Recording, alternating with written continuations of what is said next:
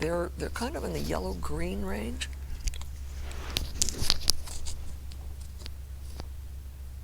And by the way, I think I've only done hostas right once.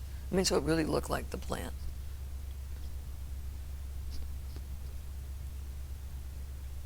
That's pretty dark. I want it darker. I want it darker. I have the option. I think I mentioned before that this is a customized set where I have some extra colors where that little plastic thing was in this set. I've got some colors that are different. This is one. That's not dark enough either. Here you go. It's all there. Now, are they light? Where are they dark? Probably dark in here. Ooh, okay. I bet they're dark on the edges and not in the middle. This one should be fatter down here because it's coming at you. I'm changing it right as I pick these off. That one's right there. It's short. There's one that droops. Why not leave that? And then come in for a darker dark under it. The darks help set off the lights. That's a weak plant over there. Put some in it. I've got less paint in the brush. Will that work as a scene? If that's what I wanted to get. A start in the neighborhood, an act in the neighborhood stood. It's 10, 9, 8, 7, 6, 5, 4, 3, 2, 1. If I want it to be really good. 5 minutes before a start in the neighborhood. After the neighborhood stood. 5 minutes, stay in Tucker's neighborhood special event. 5 more minutes. I would just be shocked if this land is still in agriculture in another 3 or 4 years. Rebecca Samcastiano has seen a lot of farmland turn into housing.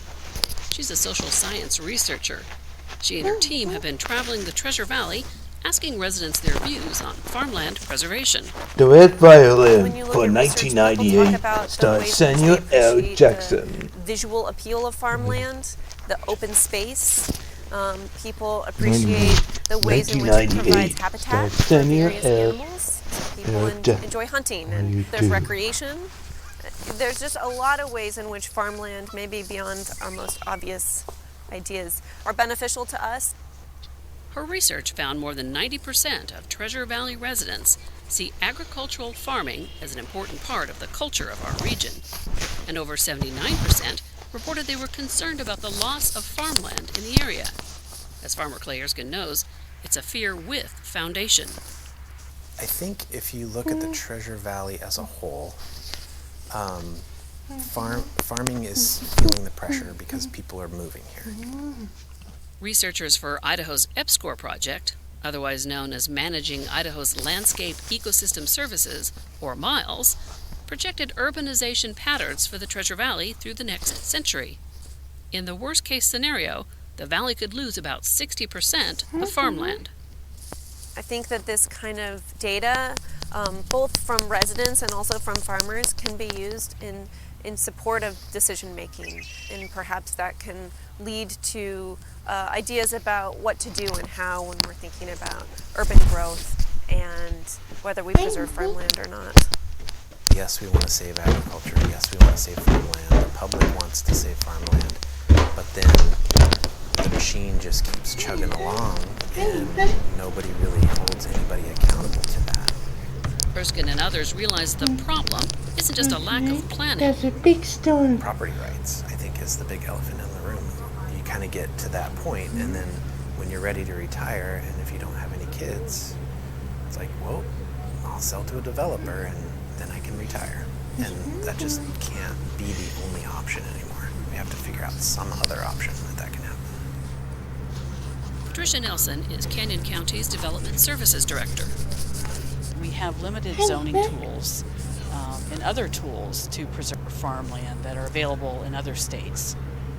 Nielsen says one option would be to allow counties to purchase development rights.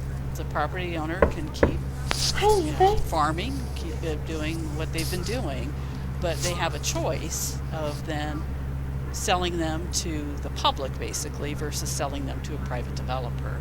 As long as those programs give that choice to a farmer and don't dictate what they're going to do, more times out of 10, the farmer's going to choose to keep farming. That's what they know. They want to have that available to the next generations to keep farming. Many states already have purchase of development rights programs. Idaho currently doesn't.